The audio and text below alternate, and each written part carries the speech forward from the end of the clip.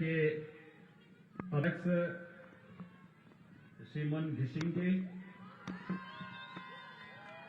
पूर्व सांसद सीपीआरएम के अध्यक्ष सीआरबी राय जी, भारतीय जनता पार्टी के जिला के अध्यक्ष श्रीमान कल्याण देवान जी, पूर्व जिलाध्यक्ष श्रीमान मनोज देवान जी, भारतीय जनता पार्टी के लोकप्रिय प्रत्याशी श्री विष्णु प्रसाद शर्मा जी, महेंद्र छेत्री जी, श्री अरुण घतानी जी, विकास राय जी, प्रताप खाती जी, ऋषि थापा जी, नीना नामा जी, अरुण घिसिंग जी,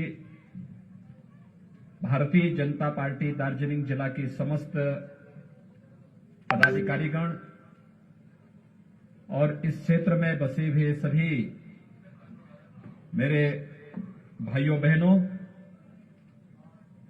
बंगाल विधानसभा का चुनाव चल रहा है और मुझे इस दार्जिलिंग क्षेत्र में आप सभी भाइयों बहनों के बीच में आने का सौभाग्य प्राप्त हुआ है। आप सबसे मिलकर के संवाद बना करके मुझे बहुत प्रसन्नता की अनुभूति हो रही है। मैं आप सबका हृदय से अभिनंदन करता हूं।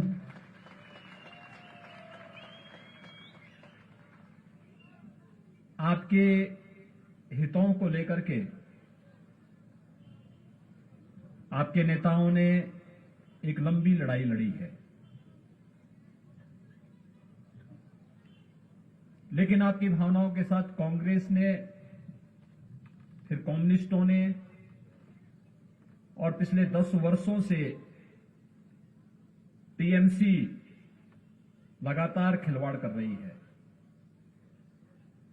यहां के निर्दोष नौजवानों के साथ जिस प्रकार का व्यवहार इन दलों का रहा है वह अत्यंत दुर्भाग्यपूर्ण रहा है।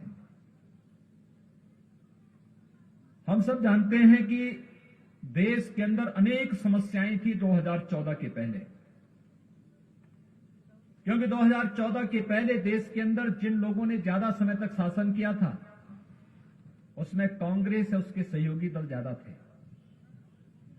उन्होंने समस्याएं ज्यादा दी, वे समस्याओं के समाधान पर विश्वास नहीं करते थे।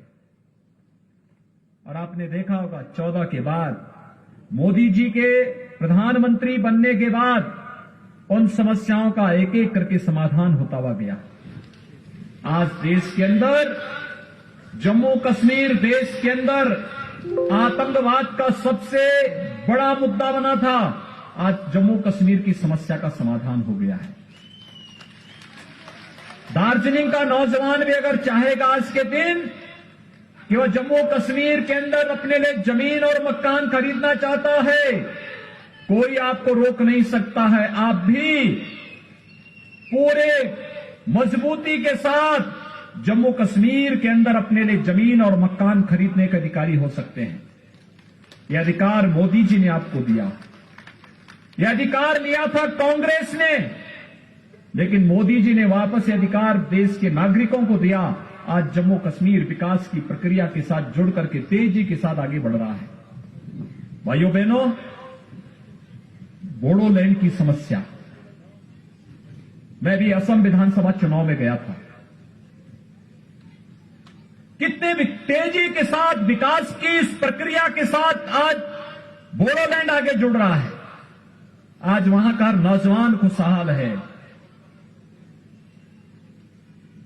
अयोध्या में राम जन्मभूमि पर भगवान राम का भव्य मंदिर बने, 500 वर्षों से हिंदू समुदाय इसके लिए लड़ा था, लेकिन आजादी के बाद भी कांग्रेस इस मुद्दे को उलझाती थी, लड़ाती थी।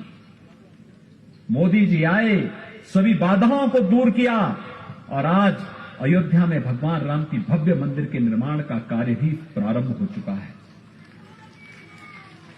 भाइयों बहनों, ऐसे ही बंगाल विधानसभा का चुनाव बंगाल की समस्याओं के समाधान के साथ साथ दार्जिलिंग क्षेत्र में गोरखा समुदाय की समस्याओं के समाधान का भी एक माध्यम बनना चाहिए।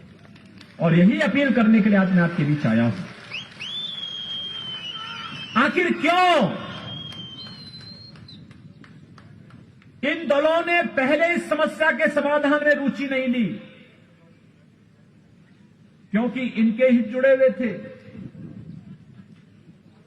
इनके द्वारा शोषण किया जाता था, विकास के नाम पर आने वाले पैसे में लूट खसोट मची हुई थी, यहां की भरपूर प्राकृतिक संपदा को जिसको आपके पूर्वजों ने संरक्षित किया था उसका वे दोहन करना चाहते थे, और आपके पूर्वजों ने उस लड़ाई को लड़ करके उसका दोहन नहीं करने दिया तो उन पर अत्याचार होना प्रारंभ हुआ था।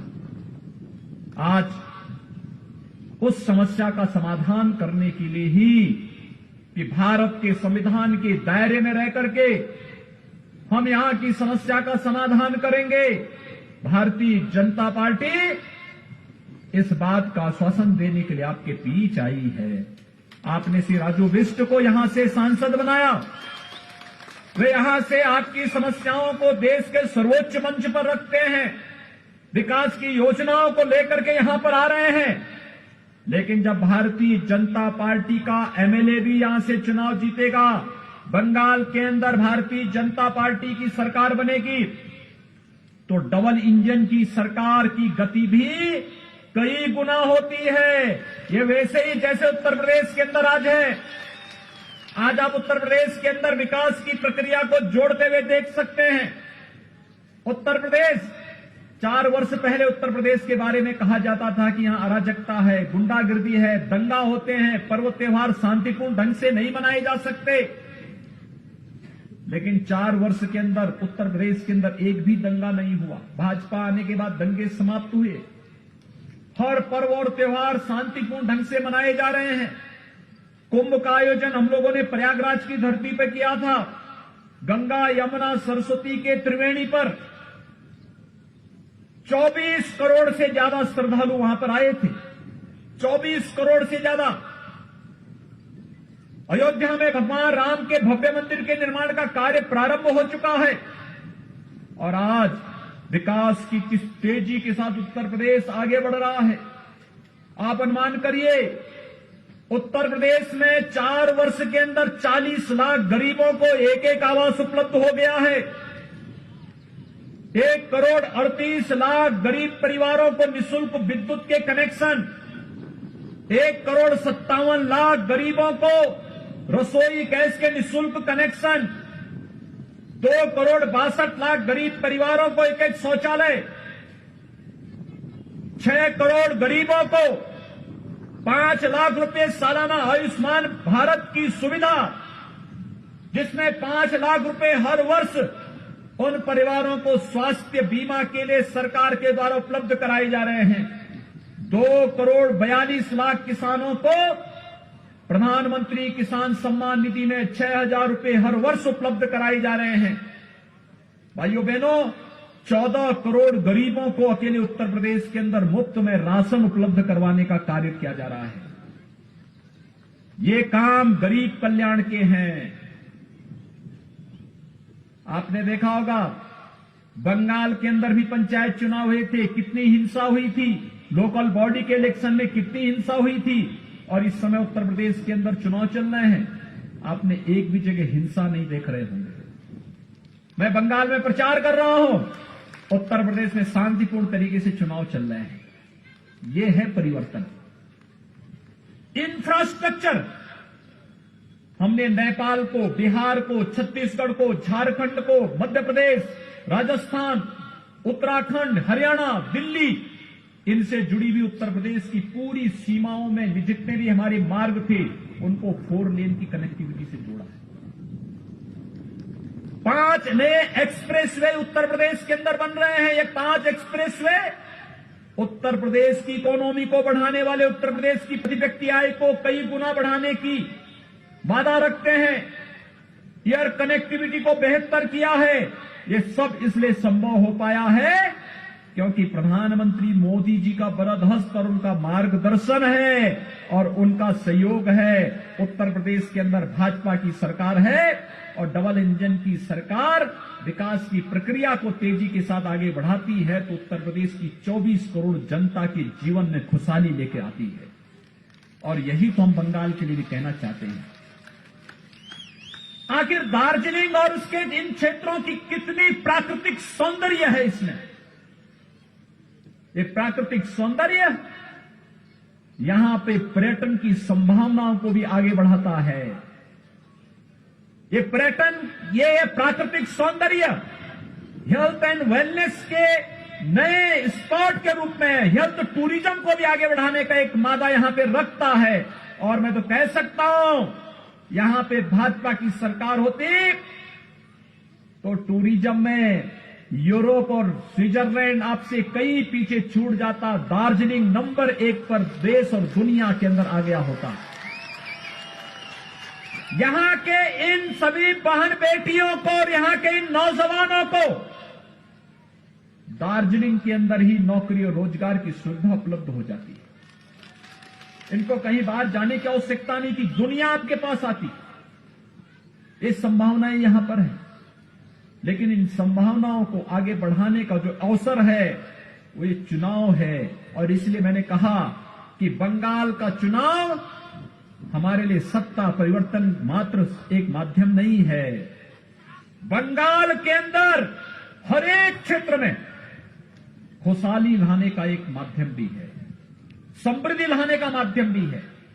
भाइयों बहनों, 4 वर्ष में हम लोगों ने उत्तर प्रदेश की प्रति व्यक्ति आय दुगने से अधिक की है और बंगाल के अंदर 10 वर्षों में टीएमसी की सरकार में प्रति व्यक्ति आय में बढ़ोतरी हुई है, घटा है। यहां पर नागरिक के जीवन स्तर को कम करने का कार्य टीएमसी के गुंडों ने किया है, लूट खसोट मचाई है।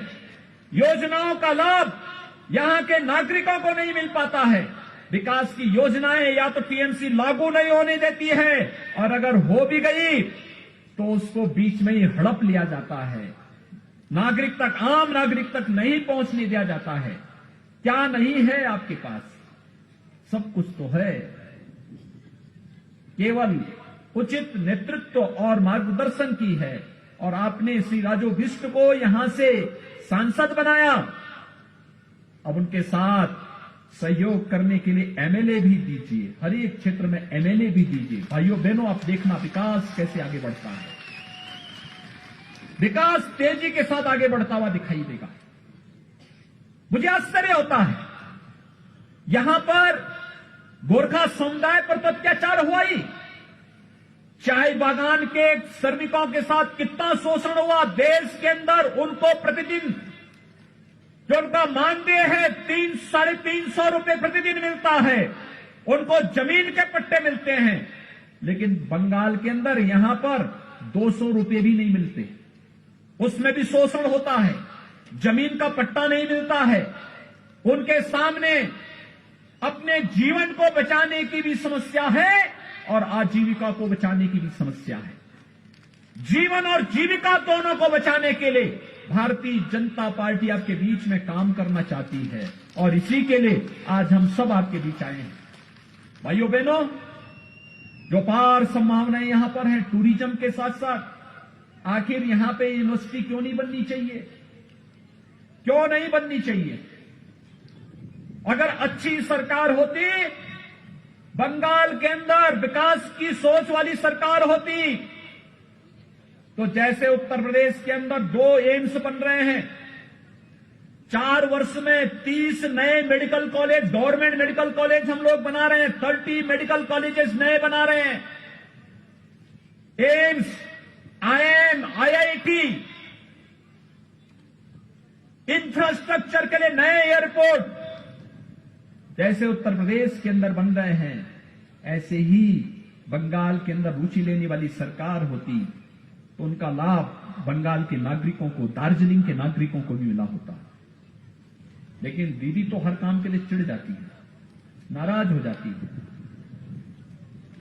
इस कदर होती है कि अब तो गरीबों का राशन तो इन्होंने लूटा ही, यहां के जीवन पर तो इन्होंने संकट डाला ही, आजीविका पर भी डकैती डालने का काम किया और आजीविका के साथ साथ आस्था के साथ भी खिलवाड़ किया। यानी दीदी पहले दुर्गा पूजा रोकती है, फिर सरस्वती पूजा रोकती है, और अब तो कहती है कि जय श्री राम बोलोगे तो जेल में डाल देंगे। बंगाल के अंदर अजीब सी स्थिति पैदा करने का प्रयास हो रहा है। बंगाल की धरती तो हमारे लिए बड़ी पवित्र धरती है, आध्यात्मिक गुरुओं को देने वाली धरती है।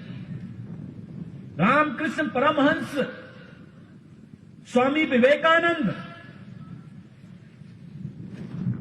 एक लंबी श्रृंखला चलती है। गुरुदेव रविंद्रनाथ टैगोर, बंकिम चंद्र चट्टोपाध्याय, भारत को राष्ट्रगान और राष्ट्रगीत देने वाली धरती है बंगाल की धरती। लेकिन आज दीदी कहती है कि जय श्री राम बोलोगे तो जेल के अंदर डाल देंगे।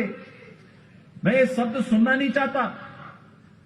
पता नहीं दीदी ऐसे क्यों चिढ़ रही है, लेकिन मैं एक बात को मानता हूं, और भाइयों बहनों मैं आप सबसे भी कहूंगा,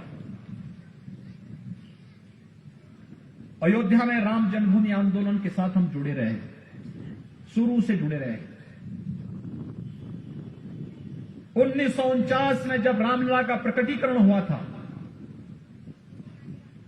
गोरखनाथ मंदिर ने उस आंदोलन को लीड किया था। मेरे पूज्य गुरुदेव और मेरे पूज्य दादा गुरु इस आंदोलन के साथ शुरू से जुड़े रहे हैं, उस आंदोलन को नेतृत्व प्रदान करते थे। और मैंने इस बात को महसूस किया है, जिसने भी राम का विरोध किया, वो चाहे रामायण काल में किया होगा और चाहे आज के इस काल में कर रहे हैं, उसकी दुर्गति तय है। उसकी भलाई नहीं हो पाई, उसका उन्नयन और उसका उत्थान नहीं हो पाया। लेकिन कब टीएमसी के लोगों की समझ में ये बात आएगी? उत्तर प्रदेश के अंदर देख रहे होंगे, जिन लोगों ने राम भक्तों पर गोलियां चलाई थी, जिन लोगों ने भगवान राम का विरोध किया था, आज उनकी क्या दुर्गति हो रही है। लेकिन बंगाल के अंदर भी अगर राम का विरोध करोगे तो बंगाल की जनता और दार्जिलिंग की जनता इसे बर्दाश्त नहीं करेगी। और यही तो यहां पर बंगाल के अंदर जब मैं आ रहा था, अभी यहां पर ये 12 से 15 किलोमीटर इस पहाड़ी रास्ते से आते हुए जब मैं आपके बीच में पहुंचा हूं, जहां भी मैं देखता था माताएं, बहनें, नौजवान, यहां के नागरिक, आम नागरिक तो सड़कों पे था, जैसे ही मुझे देखता था अभिवादन करता था जय श्री राम का। हर ओर से एक ही नारा था, जय श्री राम का। और भाइयों बहनों, हमारे यहां तो राम के बगैर कोई यात्रा होती ही नहीं है। जन्म लेते हैं, बच्चा जन्म लेता है, अखंड रामायण का पाठ हो जाता है। कोई मांगलिक कार्यक्रम होता है, राम के बगैर होता ही नहीं। जन्म से लेकर के मरण तक की पूरी यात्रा राम के बगैर अधूरी है हमारे यहां। लेकिन यहां पर दीदी कहती है राम का नाम नहीं लेने देंगे। मैं दीदी को बताना चाहूंगा, बहुत सारे लोग हुए हैं जिन्होंने राम का विरोध किया, इतिहास में सब गायब हो गए, कोई पूछता ही नहीं। राम भक्तों को सदैव विजय मिली है। और भाइयों बहनों, आज मैं आप सबसे यही अपील करने के लिए आया हूं, हमें सोनार बांग्ला के सपने को साकार करने के लिए कार्य करना है। गोरखा समुदाय की समस्याओं के समाधान के लिए कार्य करना है। हमें इस बात को ध्यान में रखना होगा, भारत के संविधान के दायरे में रह करके भारत के अंदर हर समुदाय की समस्या का समाधान आज की केंद्र में मोदी जी के नेतृत्व की सरकार करने को प्रतिबद्ध है। और भाइयों बहनों, हम सबको मोदी जी के विजन पर कार्य करना है। हम सबको मोदी जी के नेतृत्व में कार्य करना है, उनके विजन के अनुसार आगे बढ़ना है, देश की समस्याओं का समाधान करना है और एक भारत श्रेष्ठ भारत की परिकल्पना को आगे बढ़ाते हुए भारत को दुनिया की एक महाताकत के रूप में स्थापित करना है। और इसी के लिए तो आज हम सब आपके बीच यहां पर आए हैं, इसी के लिए हम लोग आपके बीच आए हैं। विकास तेजी के साथ आगे बढ़ेगा। भारतीय जनता पार्टी को बंगाल के अंदर सरकार बनाने दीजिए। यहां की टीएमसी की गुंडागर्दी का हिसाब कानून के दायरे में रह करके एक एक करके लिया जाएगा। चिंता मत करिए, उससे घबराने की आवश्यकता नहीं, कतई घबराने की आवश्यकता नहीं। आपने लंबी लड़ाई लड़ी, लंबी लड़ाई चल रही है, लेकिन अब लड़ाई का सुखद परिणाम सामने आने की जब स्थिति पैदा होती है तो हमें भी पूरे धैर्य के साथ, पूरी मजबूती के साथ अब आगे बढ़ने की आवश्यकता है। एक सकारात्मक दृष्टिकोण अपना करके हम इस समस्या के समाधान की दिशा में आगे बढ़ेंगे तो अवश्य समाधान का रास्ता निकलेगा। अनेक नौजवान आपने खोए हैं, अनेक आंदोलनकारी जो आपके हितों के लिए काम कर रहे थे, आपने उनको गंवाया है। लेकिन सरकार ने, टीएमसी की सरकार ने, कम्युनिस्टों ने, कांग्रेस ने कभी भी आपके हितों के लिए सकारात्मक रुख नहीं अपनाया। अत्याचार, शोषण और भ्रष्टाचार इन दलों का पर्याय बन गया था। और भाइयों बहनों, आज आपको आश्वस्त करने के लिए आए हैं। भारतीय जनता पार्टी समस्या को उलझाने नहीं, समस्या को सुलझाने में विश्वास करती है। और सुलझाने की दृष्टि से इस चुनाव में भारतीय जनता पार्टी आपके बीच फिर से आई है। आपका सकारात्मक रूप भारतीय जनता पार्टी के प्रति दिखाई दे रहा है, हर एक क्षेत्र में देखने को मिला है। आपने लोकसभा चुनाव में समर्थन किया, विधानसभा चुनाव उसकी अगली कड़ी है। और जो मैंने कहा, जब डबल इंजन की सरकार आएगी, तेजी के साथ ये कार्यक्रम आगे बढ़ेंगे, तेजी के साथ आगे बढ़ेंगे। आज आपने देखा होगा, नई नई दृष्टि कार्यक्रम आगे बढ़ रहे हैं, अलग अलग क्षेत्रों में कार्यक्रम चल रहे हैं। विकास की प्रक्रिया तेजी के साथ आगे बढ़ रही है। देश के अंदर 70 वर्ष लगे, देश के अंदर 55 वर्षों तक कांग्रेस ने शासन किया, एक एम्स दिल्ली में दिया, और मोदी जी ने 6 वर्ष में 22 नए एम्स देश के अंदर दिए हैं, जिसमें से 2 एम्स यूपी में बन रहे हैं। क्यों नहीं आपका यहां बनना चाहिए? क्यों नहीं दार्जिलिंग में एक विश्वविद्यालय बनना चाहिए? क्यों नहीं यहां पर यहां की आवश्यकता के अनुरूप सुविधाओं का उन्नयन होना चाहिए? और क्यों नहीं यहां की प्राकृतिक सौंदर्य को दुनिया के पर्यटन केंद्र के रूप में विकसित करने के लिए, हेल्थ एंड वेलनेस सेंटर के रूप में विकसित करने के लिए क्यों नहीं ये कार्यक्रम आगे बढ़ने चाहिए? ये बढ़ने की इच्छा शक्ति के लिए उस प्रकार के जनप्रतिनिधि और उस प्रकार की सरकार होनी आवश्यक है। और उस प्रकार की सरकार के लिए आपके बीच में आपका समर्थन प्राप्त करने के लिए, भारतीय जनता पार्टी के प्रत्याशी के पक्ष में समर्थन प्राप्त करने के लिए आज हम सब आपके बीच भाइयों बहनों यहां पर आए हैं। मैं आप सबसे अपील करूंगा, श्री विष्णु प्रसाद शर्मा को भारतीय जनता पार्टी के प्रत्याशी के रूप में आपके बीच आए हैं। इन्हें भारी बहुमत से विजयी बनाने की अपील आप सबसे करने के लिए आया हूं। श्री विष्णु प्रसाद शर्मा को आप लोग सही समर्थन देंगे? दोनों हाथ उठाइए, इधर से भी, इधर से भी, उधर से भी, सभी ओर से, ऊपर से भी, जहां है वहां से, सभी ओर से दोनों हाथ उठाइए। दोनों हाथ उठा के मेरे साथ बोलेंगे, जय श्री राम, जय श्री राम, जय जय श्री राम।